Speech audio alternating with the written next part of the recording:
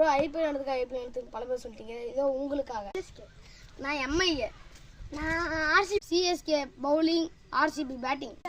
பத்திரனடா bat கோலிடா ball டா dot ball அவன் பேட் விக்கெட் ஆயிட்டாரே. MI batting.